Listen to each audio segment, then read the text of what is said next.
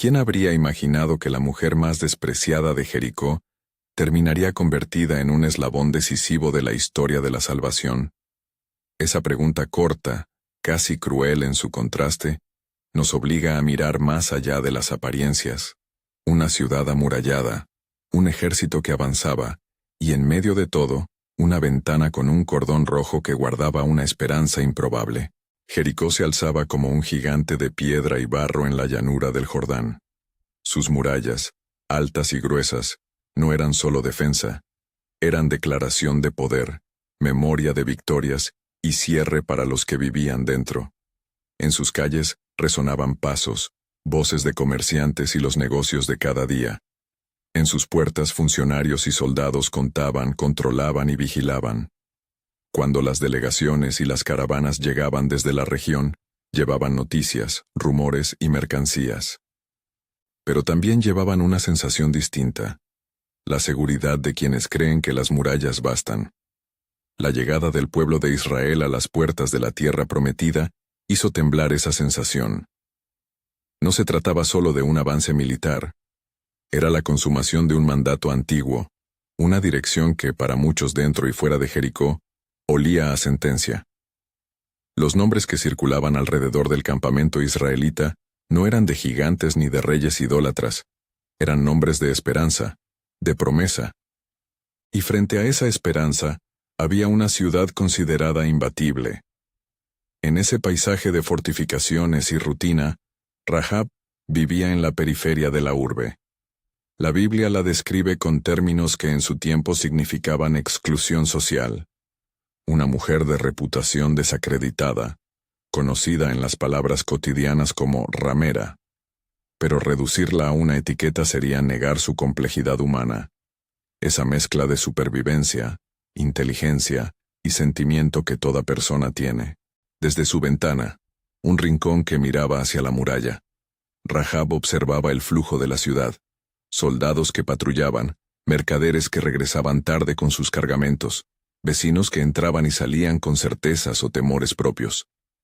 Vivir al margen, en una sociedad cerrada, no borró su capacidad de ver, al contrario, la agudizó. Conocía los atajos, las horas en que las puertas quedaban menos vigiladas, los nombres de los centinelas y sus costumbres. Comprendía cómo se movía el poder en Jericó, quién exigía lealtades y quién las vendía por dinero o influencias. No era una mera actriz de su reputación, era una mujer que sabía leer el pulso de la ciudad y calcular riesgos. Esa habilidad es muchas veces la diferencia entre la supervivencia y la muerte en tiempos donde la lealtad determina la suerte. La historia que nos interesa comienza cuando dos hombres con apariencia de forasteros entran en Jericó con una misión que podría cambiar el destino de muchos. Son espías enviados por Josué, buscando evaluar la ciudad y preparar el terreno para lo que vendría. Su trabajo no es heroísmo ruidoso, es sigilo, observación, huellas que no deben ser encontradas. Llegaron a la casa de Rahab, la casa de una mujer que por su posición estaba habituada a recibir a todo tipo de pasajeros. Y en ese encuentro inesperado, se cruzaron los destinos. Debemos precisar. La narración bíblica registra este encuentro en Josué 2. Los detalles que allí aparecen son límites firmes que respetamos.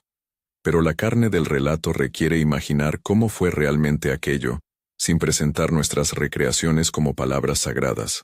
Por eso, cuando acerco una posible conversación entre Rahab y los hombres que se ocultaban en su casa, lo hago como dramatización, como tentativa de llenar silencios que las escrituras dejan para que la imaginación moral trabaje. Imaginemos entonces. La noche cae y la casa vibra con la presencia de esos forasteros. La ciudad parece un colchón de sonidos que amortigua pasos y convierte murmullos en rumor. Rahab escucha, evalúa y decide. ¿Por qué arriesgarse por dos desconocidos? ¿Qué la mueve? No fue solo compasión. Fue una mezcla de pragmatismo y fe naciente, una intuición de que lo que se aproximaba en aquel campamento israelita no era solo la política de un pueblo extranjero, sino el actuar de un Dios cuya fama había cruzado fronteras. La memoria popular, Las historias que viajan por los caminos y llegan a las puertas de las casas, traían relatos del Dios de Israel, actos poderosos, liberaciones, juicios sobre ciudades que se cerraban ante él. Rahab las había oído, y su interior fue convulsionado por un temblor distinto al de la mera curiosidad. La mayor apuesta de Rahab no fue esconder a los espías, fue reconocer en medio de su vida vulnerada la realidad de un juicio que ya tenía nombre. Protegerlos significaba desobedecer la línea de lealtad a su ciudad y a su rey, exponerse a la ira de los centinelas y perder cualquier refugio que su estatus le proporcionaba. Es probable que ella hiciera sus cuentas rápidas. 2 hombres, la llegada de soldados, la posibilidad de persecución, y aún así, eligió. Esa elección revela algo que la etiqueta social no alcanza a medir, la capacidad de decidir por algo más grande que el miedo propio. Cuando los emisarios del rey de Jericó vienen en procura de esos forasteros, Rahab actúa con astucia. Les ofrece una versión que deflecta la búsqueda sin entregarlos, no por valentía teatral, sino por una determinación serena que protege una apuesta de vida, y los oculta en el techo, entre haces de lino secándose, o detrás de telas, según la versión que imaginemos. No es momento de glorificar el engaño. En contextos de guerra y supervivencia, las tácticas toman rostros moralmente ambiguos. La Escritura registra su acción sin celebrarla como ejemplo de honestidad absoluta, pero sí como indicio de una fe que obra. Aquí conviene detenerse para una reflexión teológica. La fe bíblica no se reduce a palabras. La Escritura misma destaca que la fe se muestra en actos, cf. Santiago 2:25, y la figura de Rahab aparece precisamente en esa trama. Hebreos 11:31 recuerda que por fe, Rahab no pereció con los desobedientes, es decir, su historia se inscribe en el canon de los que creyeron y cuya fe se manifestó públicamente. No celebremos su pasado ni relativicemos el pecado, pero tampoco ignoremos la transformación que Dios puede obrar cuando alguien, aun desde un lugar de exclusión, decide creer y actuar. El pacto que surge entre Rahab y los espías es tenso, y al mismo tiempo sencillo en sus términos. Protección a cambio de seguridad. Ella pide seguridad para su familia. Ellos juran respeto y salvación si ella cumple lo acordado. En la Biblia, esa promesa se traduce en una señal.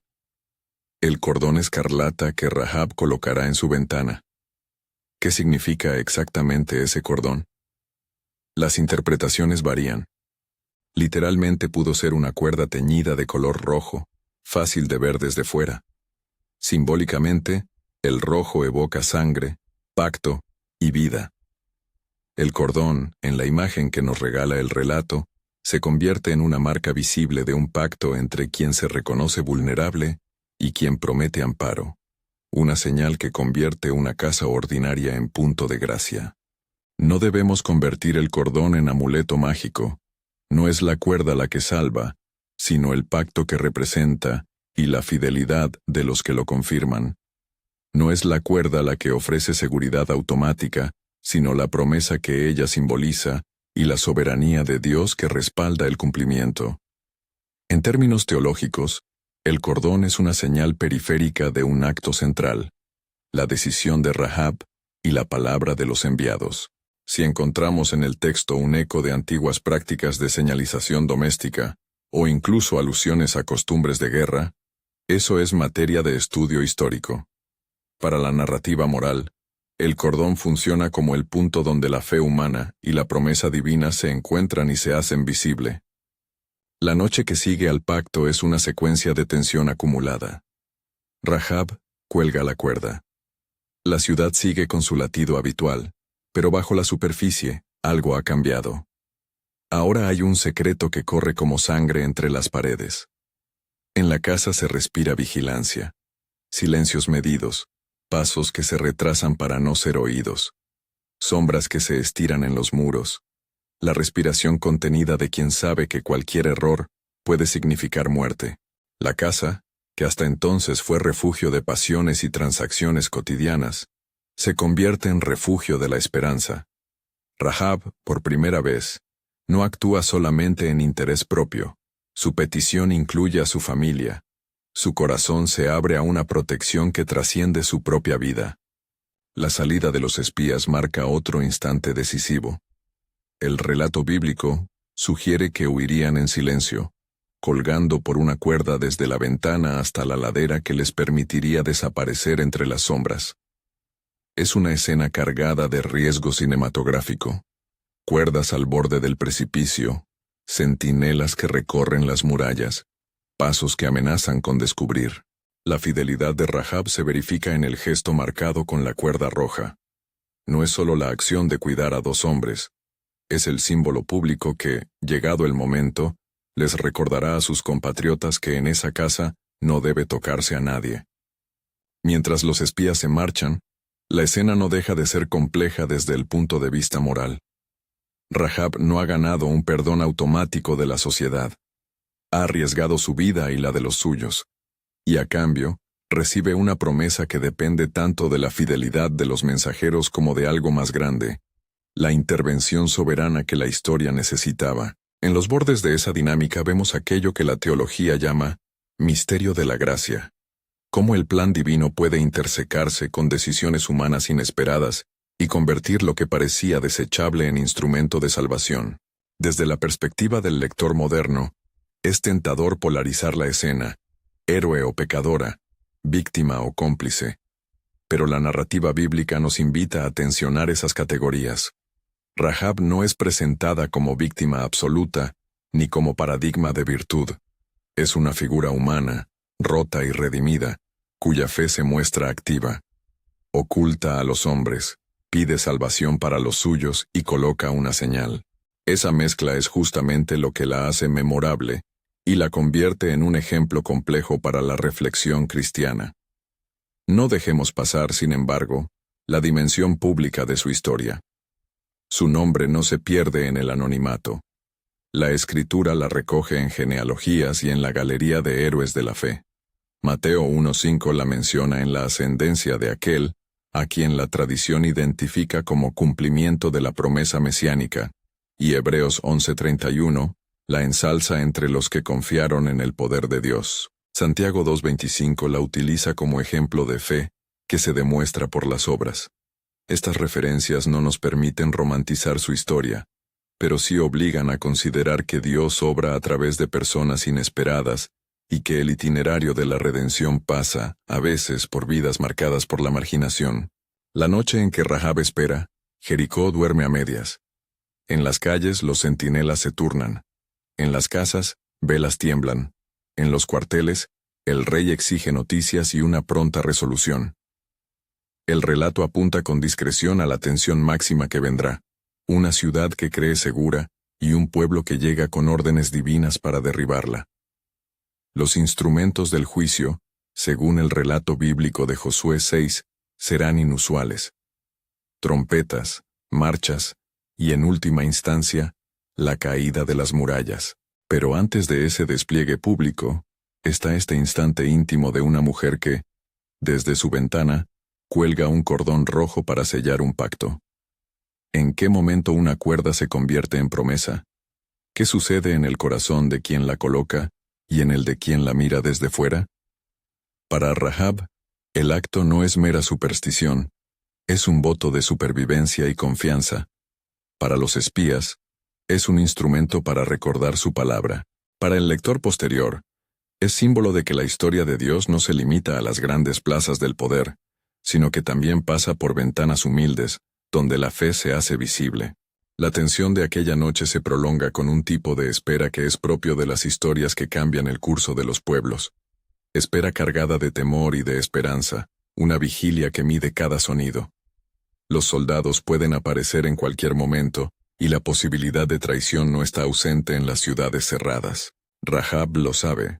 Por eso su decisión no es un arrebato improvisado, sino un acto meditativo, casi desesperado, que ofrece lo que tiene más cercano, su casa, su familia, su cordón rojo. En el corazón de esa espera también late una pregunta moral para nosotros hoy. ¿Qué haríamos si la fe nos pidiera arriesgar lo que más valoramos? ¿Hasta dónde llegaríamos por proteger a quienes la providencia ha puesto en nuestras manos? La respuesta de Rahab no es un manual de tácticas, sino un testimonio de que la fe se manifiesta en elegir la vida de otros cuando nuestra propia vida está en juego. Las horas avanzan y con ellas crece el silencio del barrio. Afuera, la ciudad sigue inconsciente del pacto que se ha sellado en esa casa. Adentro, la familia de Rahab respira contenido, probablemente sin comprender del todo el alcance de lo que se decide. La narración bíblica enfoca la acción sin conceder relatos íntimos extendidos. Por eso debemos ser cautos al dramatizar los afectos y las conversaciones familiares. Podemos imaginar, con respeto, pero no imponer palabras concretas a los personajes históricos. Antes de que el alba anuncie movimientos mayores, hay un instante que la narrativa deja en suspenso. La figura de Rahab mirando la cuerda roja, recordando las historias que oyó del Dios de Israel, consciente de que su futuro puede depender de la fidelidad de aquellos hombres y de la misericordia divina. Esa escena es, en sí, un punto de inflexión. Algo ha sido puesto en marcha que ya no puede retroceder. La protección ofrecida, la señal colocada y la decisión tomada se integran en la marcha de la historia. Es aquí donde el relato nos obliga a contener la respiración. Aún quedan páginas por desplegar. El avance ordenado de Israel, las tácticas que usarán alrededor de la ciudad, la respuesta del rey de Jericó y, finalmente, el cumplimiento de la promesa. La escritura misma conserva ese suspenso, y nosotros respetamos ese diseño narrativo. Sabemos que Josué 6 registra la caída de Jericó, y que en Josué 2 está el fundamento del pacto sellado en la ventana. También sabemos que, más adelante, Mateo 1:5 y Hebreos 11:31, darán testimonio de la inclusión de Rahab en la historia de la fe. Pero en este tramo que aún no concluye, la narración permanece en la noche, con la cuerda escarlata como hilo que atraviesa el porvenir. Mientras la ciudad duerme con su seguridad habitual, los ojos de Rahab no descansan del todo. Habita una tensión peculiar.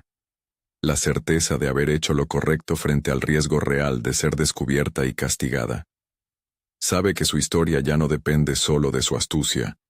Ha pasado a depender de promesas hechas por hombres y de la soberanía de Dios que, cuando decide actuar, lo hace por razones que exceden la previsión humana. Esa soberanía no anula la responsabilidad humana, sino que la enmarca. Rahab actúa, pero su salvación pertenece a un plan mayor. En este punto de la narración, conviene recordar que la historia de Rahab ha sido recuperada por la comunidad de la fe no para exaltar un pasado reprobable, sino para señalar cómo la gracia puede encontrar a los marginados y convertirlos en instrumentos de su propósito. La inclusión de su nombre en la genealogía mesiánica, Mateo 1:5, no es una curiosidad literaria. Es un testimonio de que la gracia divina escribe dentro de las tramas humanas y que el plan de redención utiliza situaciones inesperadas para manifestarse.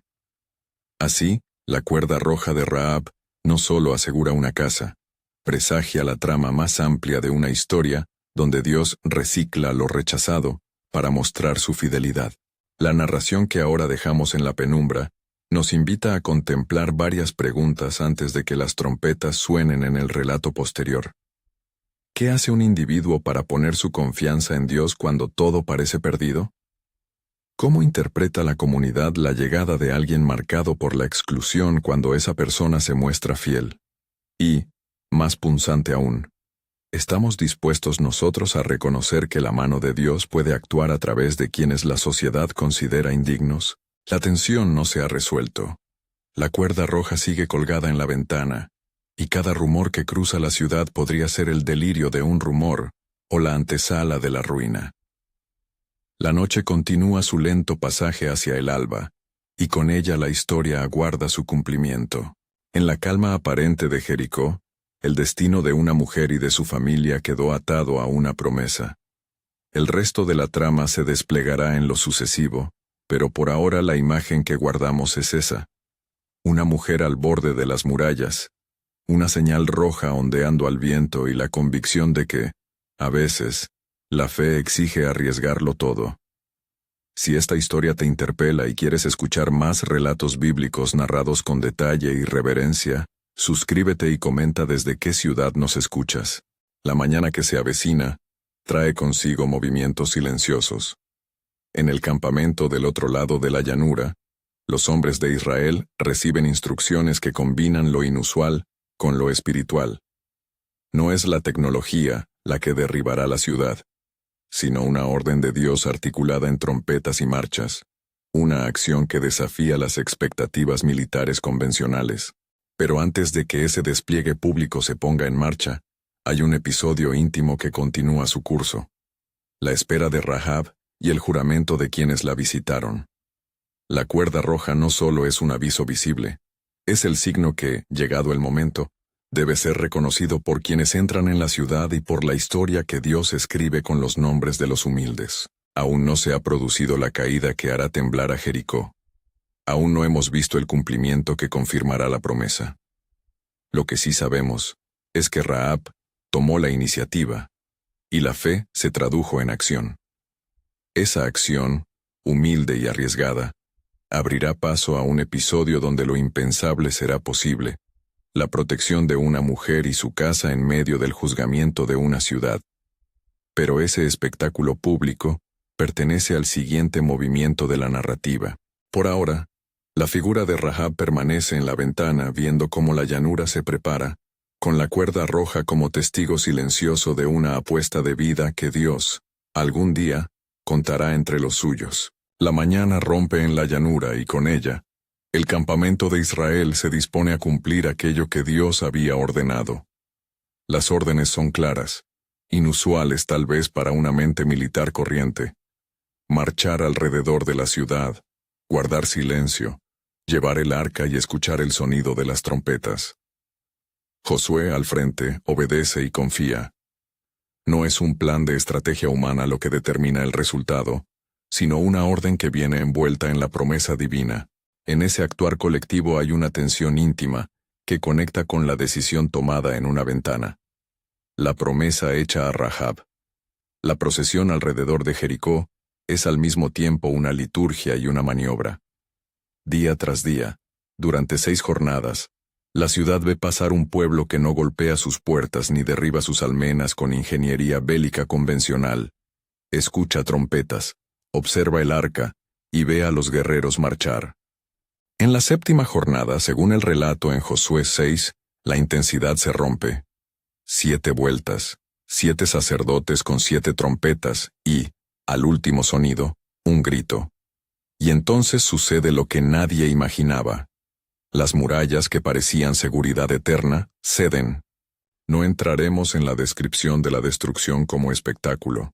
Basta decir que la caída de Jericó es el cumplimiento de una orden divina y la confirmación pública de que la palabra de Dios, pronunciada en obediencia, tiene efectos decisivos en la historia humana.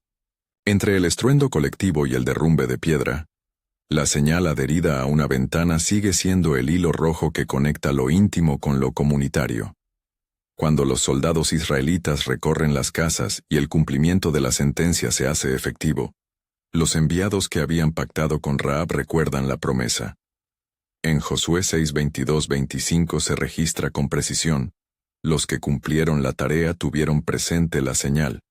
Rahab y los suyos fueron preservados. La narrativa bíblica subraya la fidelidad de la promesa hecha por los espías y la obediencia de aquellos soldados. Y en ese doble cumplimiento, humano y divino, se articula la salvación de una mujer y su familia. Pensemos en la escena con detenimiento. La casa marcada con el cordón escarlata abierta a la inspección de quienes traían noticias de destrucción. La identificación de la señal, no como mera superstición, sino como testimonio visible. El cumplimiento de la palabra dada por aquellos hombres que habían sido protegidos. Esta convergencia prueba que la protección que Rahab solicitó no se apoyó en magia, sino en una alianza humana sostenida por la intervención divina. No fue la cuerda la que actuó, sino la promesa y la soberanía de Dios que obra a través de la fidelidad de las personas.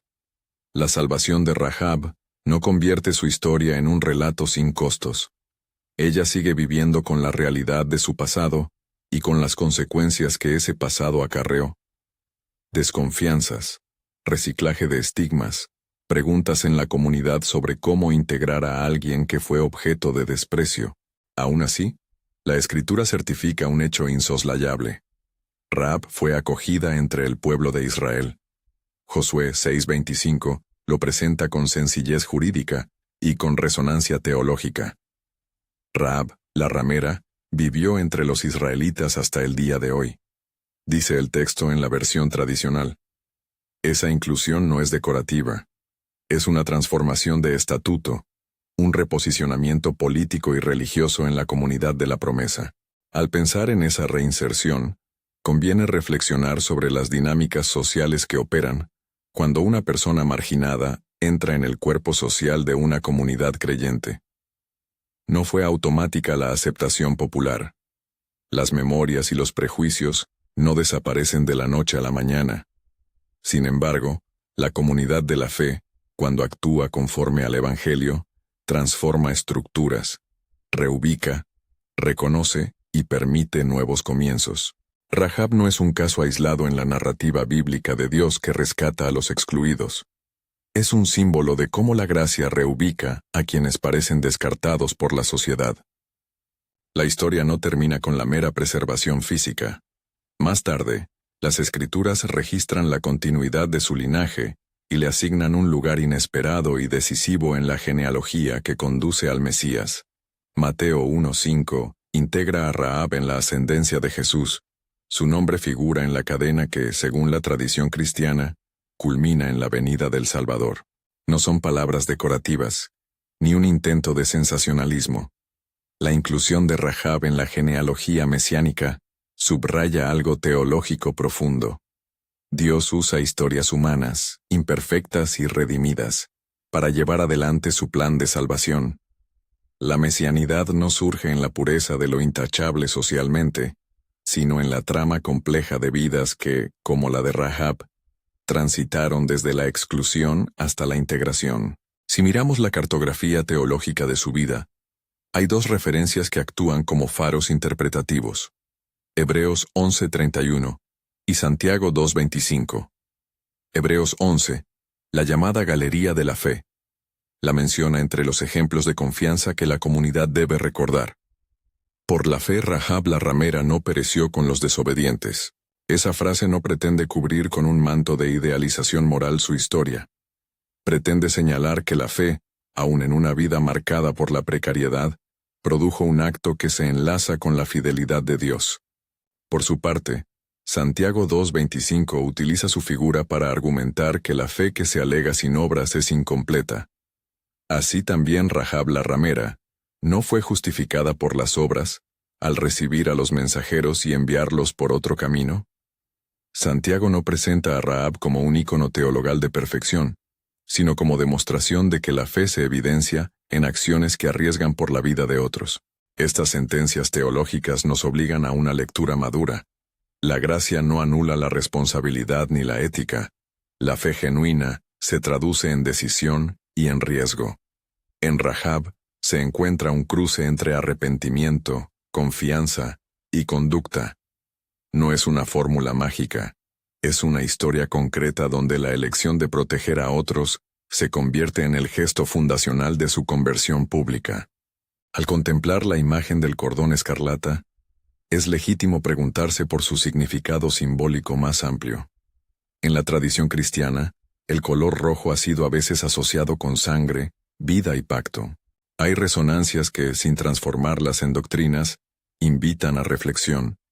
Como el pueblo de Israel pintó los dinteles con sangre en el día de la Pascua, para que la muerte pasase por alto las casas, Éxodo 12. De manera semejante la cuerda roja sobre la ventana de Rahab se convierte en una señal que comunica pertenencia a un pacto que protege. Esta analogía no pretende equiparar rituales ni hacer lecturas anacrónicas, sino hacer visible que la iconografía del color y de la señalidad tiene un eco constante en la Biblia. Signos perceptibles que testimonian confianza en la acción protectora de Dios. La inclusión de Rahab en la historia de Israel es también un testimonio sobre cómo Dios relaciona justicia y misericordia. La destrucción de Jericó fue juiciosa. La ciudad recibió sentencia conforme a un juicio divino. Pero en ese mismo movimiento de juicio, aparece la misericordia concreta para quien se arrepiente y confía.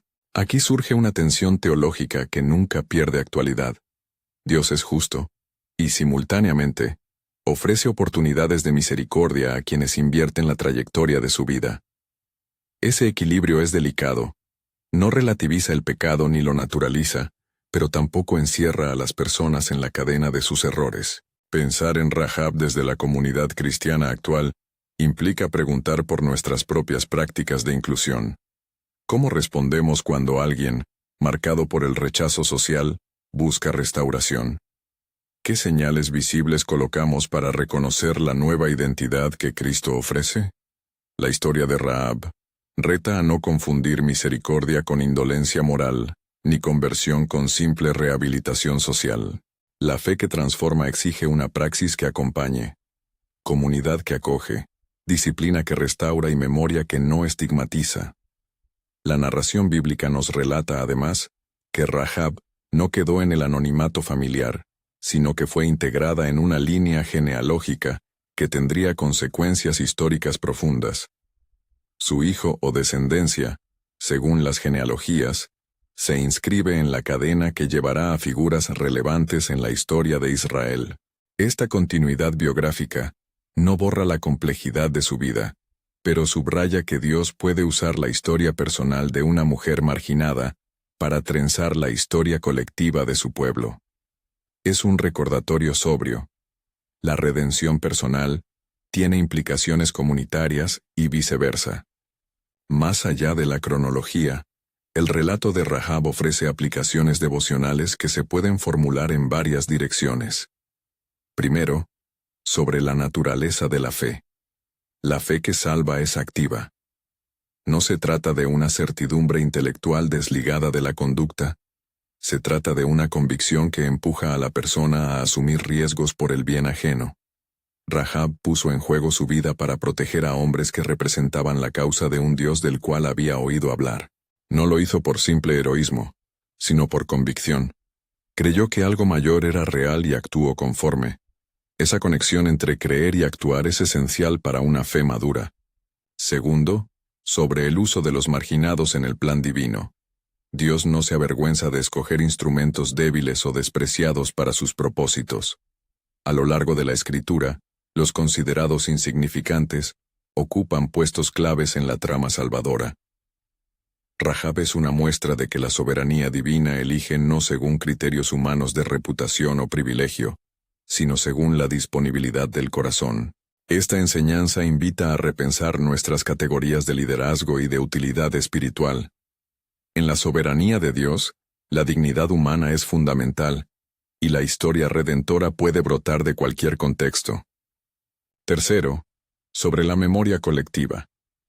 Recordar a Rahab en Hebreos y en Mateo es un acto deliberado de la comunidad de la fe. Es recordar que la salvación se escribe a través de nombres concretos, a veces imperfectos, a veces polémicos. Esa memoria nos impide cultivar mitologías de pureza que no reconocen la gravedad del pecado, pero tampoco nos permite excluir a quienes han experimentado la gracia. La comunidad cristiana, por tanto, está llamada a una memoria que reconozca el pecado, celebre la transformación y ofrezca caminos de inclusión.